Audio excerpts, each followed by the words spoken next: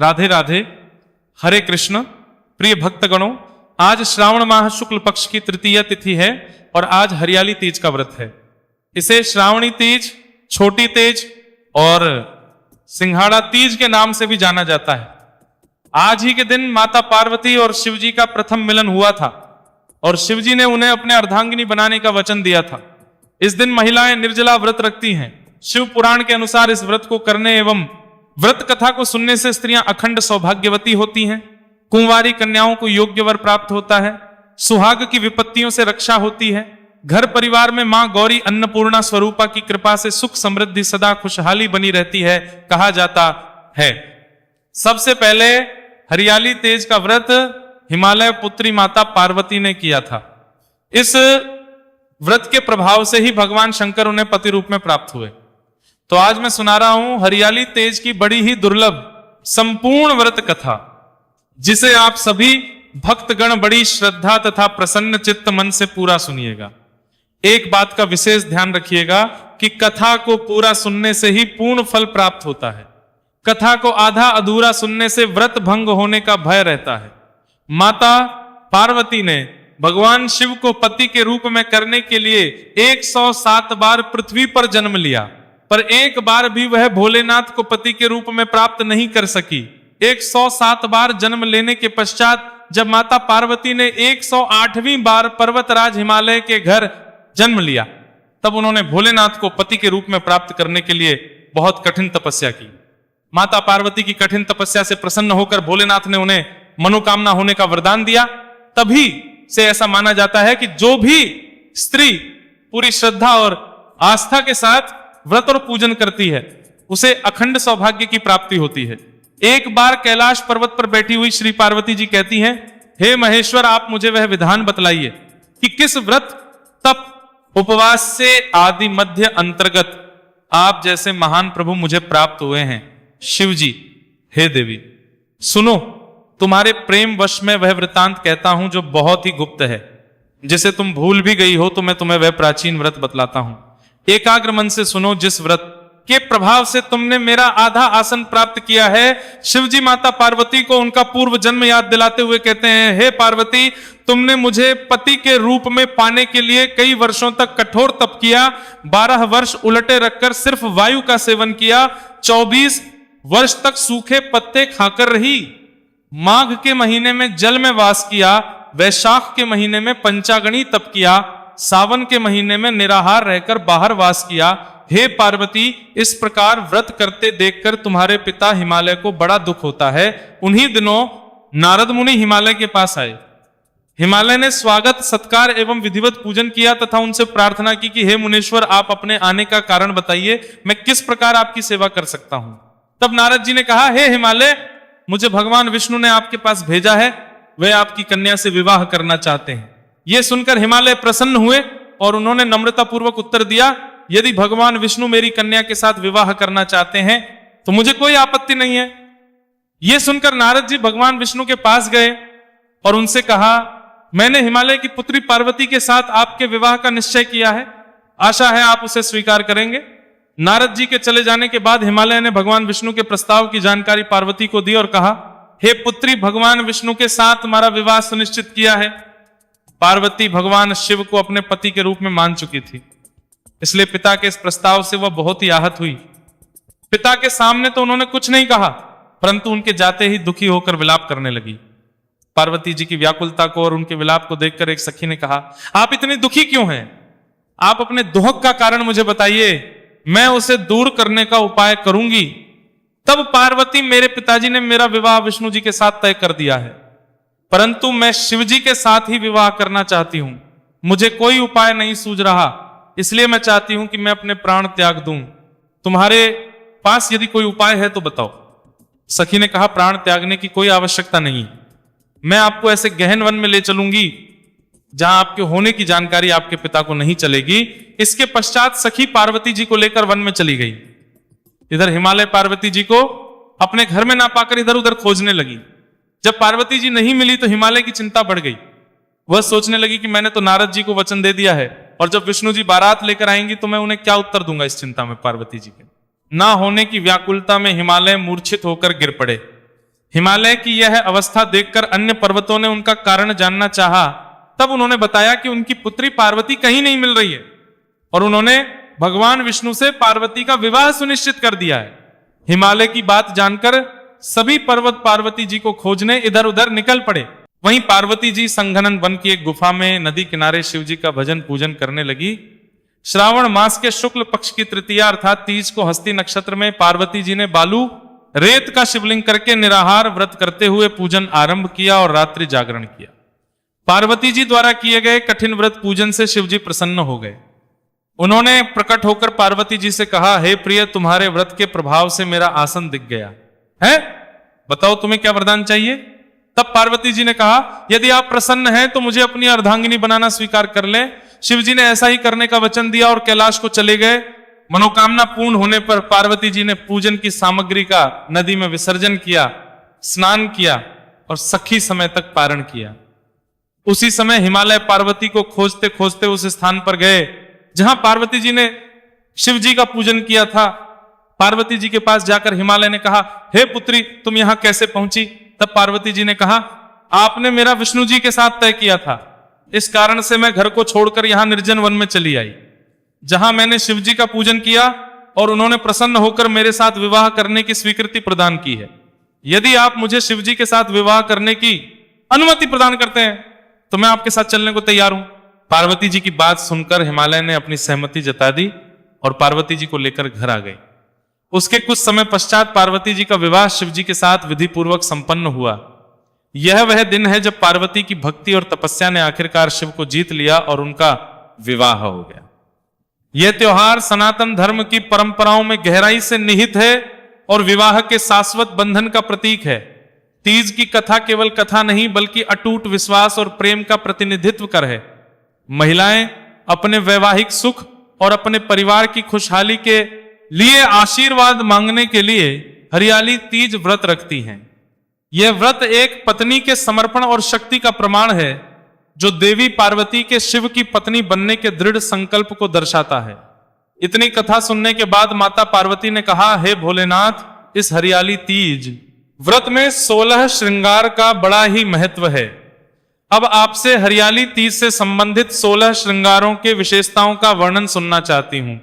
भोलेनाथ बोले कि हे देवी, जब तुम मेरे कवच बनके मेरी रक्षा कर रही होती हो तो मुझ पर क्या संकट आ सकता है। सुहागन, धर्म के मर्यादा के अनुरूप स्त्री का आचरण पुरुष का जीवन कवच है। अपनी मांग को सिंदूर से सुशोभित कर तुम मेरी दीर्घायु सुरक्षित करती हो। सुहागन गौरव अर्थात नग छिद्र में नथनी ग्रहण करती हो। हे गौरी, मंगलसूत्र और उसकी काली मोती अनिष्ट से मेरी रक्षा करती है। लाल वस्त्र धारण कर तुम मेरी समृद्धि का कारण बनती हो। पावों की पायल मुझे सकारात्मक ऊर्जा से परिपूर्ण रखती हो। बिछिया धारण कर वंश वृद्धि में मेरी सहभागिनी बनती हो। जिसकी पत्नी इतनी सुमंगली हो उसका मंगल कर सकता है। बिंदी स्त्रियों के आज्ञा चक्र को सक्रिय करके उनका आत्मविश्वास बढ़ाती है। अपने पति की लंबी आयु के लिए स्त्रियां मांग में सिंदूर लगाती हैं। मांग का सिंदूर स्त्रियों की एकाग्रता को बढ़ाता है। आंखों का काजल स्त्रियों के जीवन में मंगल दोष कम करके उन्हें बुरी नजर से बचाता है। आंखों का काजल स्त्रियों के वर्तसल का प्रतीक है। बालों में गजरे का श्रृंगार स्त्रियों को ताजगी और ऊर्जा से भर देता है। गजरे से खुशबू स्त्रियों के मन को शांत बनाए रखती है। इसके अलावा नाक में पहनने वाली नथनी से सुहागिनों के पति का स्वास्थ्य अच्छा रहता है और घर में धन धान की वृद्धि होती है। होठों की लाली उसकी मीठी वाणी का प्रतीक है। सिर पर पहनने वाले मांग टीके से स्त्रियों की चेतना शक्ति बढ़ती है। कानों की बालियां स्त्री की सेहत को अच्छा बनाए रखती हैं। पति के प्रति अपने समर्पण भाव को दिखाने के लिए स्त्रियां अपने मंगलसूत्र पहनती हैं। काले मोती और सोने के मोतियों से बना मंगलसूत्र स्त्रियों के मन में अपने पति के प्रति प्रेम और आदर सत्कार को बढ़ाता है। स्त्रियों द्वारा बाजुओं में पहनने वाला बाजूबंद परिवार के धन और प्रतिष्ठा की रक्षा करने का संकेत है। हाथ की चूड़ियां स्त्रियों के परिवार की संपन्नता और खुशहाली का प्रतीक होता है। अनामिका उंगली में पहनने वाली अंगूठी का मतलब है पति पत्नी जीवन भर एक दूसरे का हाथ थामे रहेंगे। चांदी का कमरबंद स्त्रियों को गर्भाशय के रोग से बचाता है। पायल और बिछिया इस बात का संकेत होते हैं कि स्त्रियां अपने घर परिवार पर आने वाली सभी मुसीबतों का सामना करने के लिए तैयार हैं।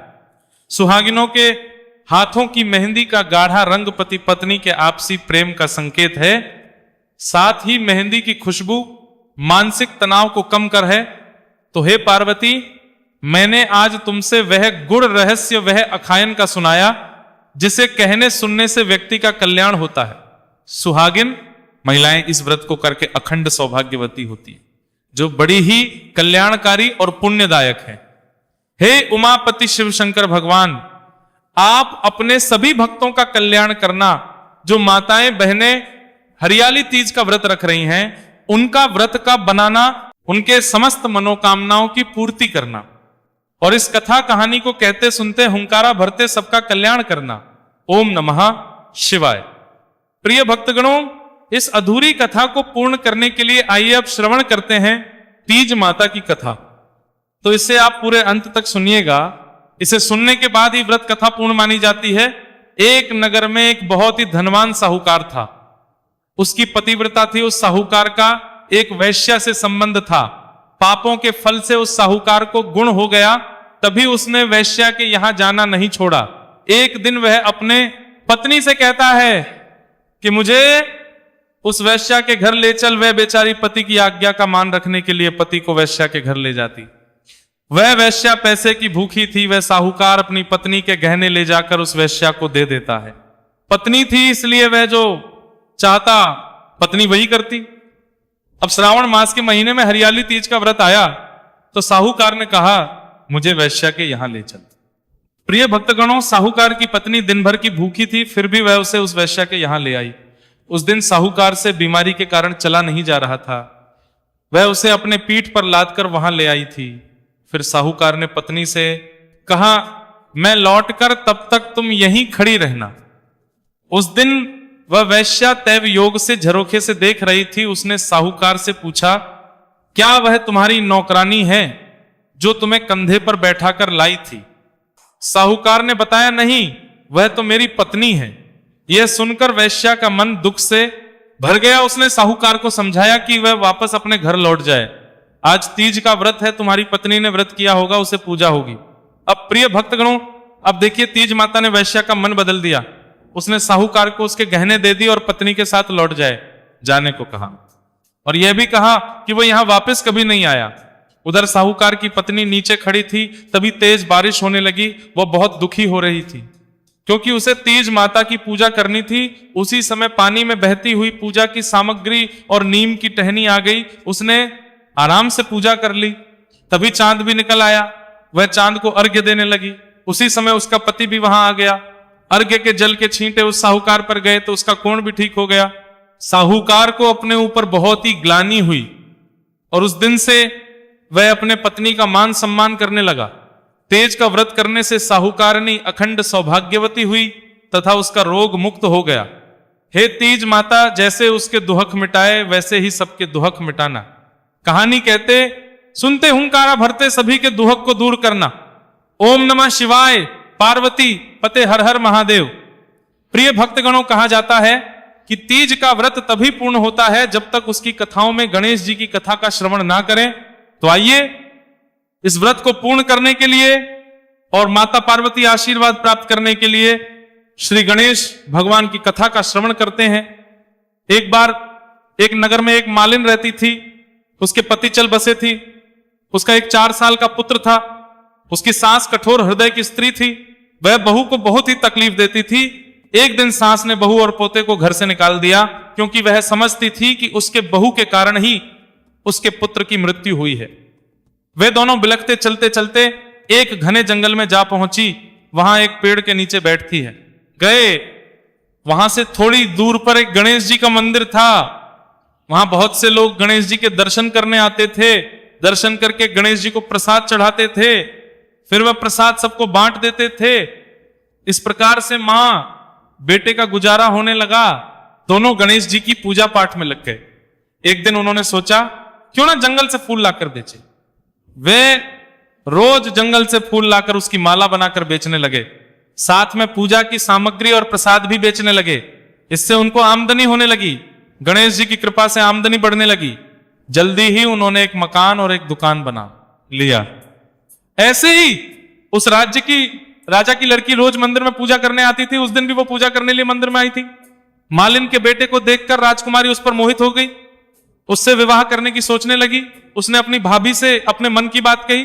भाभी अनुभवी थी, उसने कहा यह तो मालिन का बेटा है, तुम एक राजा की बेटी हो, यदि तुमने उससे विवाह किया तो तुम्हारी बहुत ही होगी। पर राजकुमारी अपनी बात पर अड़ी रही। उसने कहा मैंने तो प्रतिज्ञा कर ली कि उसी से विवाह करूंगी। भाभी ने घर जाकर सारी बात राजा को बता दी। राजा ने मना नहीं किया और विवाह के लिए तैयार हो गए। उन्होंने बड़े धूमधाम से पुत्री का विवाह मालिन के बेटे के साथ करा दिया।